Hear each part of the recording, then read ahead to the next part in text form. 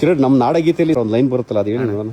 ಸರ್ವ ಜನಾಂಗದ ಶಾಂತಿಯ ತೋಟ, ರಸಿಕರ ಕಂಗಳ ಸೆಳೆಯುವ ನೋಟ, ಹಿಂದೂ ಕ್ರೈಸ್ತ ಮುಸಲ್ಮಾನ ಪಾರಸಿಕ್ಕ ಜೈನರ ಉದ್ಯಾನ. ಅದನ್ನ ಎಲ್ಲಾದ್ರೂ ಫಾಲೋ ಮಾಡ್ತಾ ಇದಾರೆ ಅಂತಂದ್ರೆ ಒಂದು ಮಿಲಿಟರಿ ಕ್ಯಾಂಪಲ್ಲಿ ಇಲ್ಲಿ ಎಷ್ಟು ಚೆನ್ನಾಗಿ ಫಾಲೋ ಮಾಡ್ತಾ ಇದಾರೆ ನೋಡಿ. ಇಲ್ಲಿ ನಾವ್ ಇವಾಗಿರೋದು ಒಂದು ಮಿಲಿಟರಿ ಕ್ಯಾಂಪ್ ಅಲ್ಲಿರೋ ಒಂದು ಶ್ರೀ ದುರ್ಗಾಂಬಾ ದೇವಸ್ಥಾನ. ಆ ದೇವಸ್ಥಾನದ ಒಳಗಡೆ ಈ ಕಡೆ ಯೇಸು, ಆ ಕಡೆ ಮಧ್ಯದಲ್ಲಿ ಗಣಪತಿ, ಆ ಕಡೆ ಅಲ್ಲ. ಸೊ 3 ಧರ್ಮನೂ ನಾವೆಲ್ಲ ಒಂದೇ, ನಾವೇನು ಡಿವೈಡ್ ಅಲ್ಲ ಅನ್ನೋದನ್ನ ನೋಡಿ. ದೇಶಕಾಯ ಅಂತ ಯೋಧರು ಕೂಡ ಅದನ್ನ ಮೆಸೇಜನ್ನ ಮಾಡ್ತಾ ಇದ್ದಾರೆ. ಇವ್ರು ನಮ್ಮನ್ನು ಕಾಯ್ತಾ ಇರೋರು ಒಗ್ಗಟ್ಟಾಗಿದ್ದು ನಮ್ಮನ್ನು ಕಾಯ್ತಾ ಇದ್ದಾರೆ. ಬಟ್ ನಾವು ಚೆನ್ನಾಗಿರ್ಲಿ ಅಂತ ಇವ್ರು ಕಾಯ್ತಾ ಇರೋದು. ಬಟ್ ಸ್ಟಿಲ್ ನಾವು ಅದೇ ವಿಚಾರ ತಗೊಂಡು ಒಬ್ರಿಗೊಬ್ರಿಗೂ ಡಿವೈಡ್ ಆಯ್ತಾ ಇದೀವಿ. ಈ ಜಾಗ ಹಂಗಿದೆ ನೋಡಿ, ಇದೆಲ್ಲ ಮಿಲಿಟರಿ ಅವ್ರು ಇರೋಂಥ ಕ್ಯಾಂಪ್ಗಳು. ಅದ್ರ ಮಧ್ಯದಲ್ಲೂ ಕೂಡ ಅವರೇ ಹೇಳ್ತಾರೆ, ನಾವು 3 ಜನ ಇದ್ರೂ ಒಂದೇ ಜಾಗದಲ್ಲಿ ಕೂತು ನಾವು ಧ್ಯಾನ ಮಾಡ್ತೀವಿ, ನಮಾಜ್ ಮಾಡ್ತೀವಿ, ನಾವು ದೇವ್ರಿಗೆ ಕೈ ಮುಗಿತೀವಿ ಅಂತ.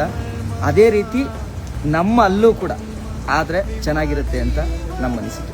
ನಾವು ಇಷ್ಟು ಕಷ್ಟದಲ್ಲಿ ಒಂದು 2-3 ದಿನ ಇಲ್ಲಿ ಇದ್ದು ಹೋಗಕ್ಕೆ ಬಂದ್ವಲ್ಲ, ಎಷ್ಟು ಸ್ಟ್ರಗಲ್ ಮಾಡಿದ್ವಿ ಅಂದ್ರೆ ಈ ಜಾಗದಲ್ಲಿ ತಂಡಿಲಿ ಒದ್ದಾಡೋದಕ್ಕೆ, ರಾತ್ರಿ ಮಲಗಕ್ಕೆ ನಾವು ಎಷ್ಟು ಕಷ್ಟಪಟ್ವಿ. ಆದರೆ ಇಲ್ಲಿ ಯೋಧರು ಈ ಇದರಲ್ಲಿ ರಾತ್ರಿ ಎಲ್ಲ ಗಡಿ ನಿಂತ್ಕೋಬೇಕು -30 ಡಿಗ್ರಿನಲ್ಲಿ. ಅಯ್ಯಪ್ಪ, ಆ ಯುದ್ಧಗಳಾದ್ರಂಥ ಕಷ್ಟಗಳು, ಅವ್ರು ಓಡಾಡೋದು ಇದೆಯಲ್ಲ ಅಷ್ಟಿಷ್ಟಲ್ಲ. ಅವ್ರುಗಳಲ್ಲಿ ನಿಂತ್ಕೊಂಡು ನಮ್ಗೆ ಹೇಳ್ತಾರೆ ನಾವು ಹೆಂಗಿರ್ಬೇಕು ಒಳಗಡೆ ಅಂತ ಹೇಳ್ತಾರೆ. ಆ್ಯಕ್ಚುಲಿ ಹ್ಯಾಟ್ಸ್ ಆಫ್ ಫಾರ್ ನಮ್ಮ soldiers, hats off to Indian army.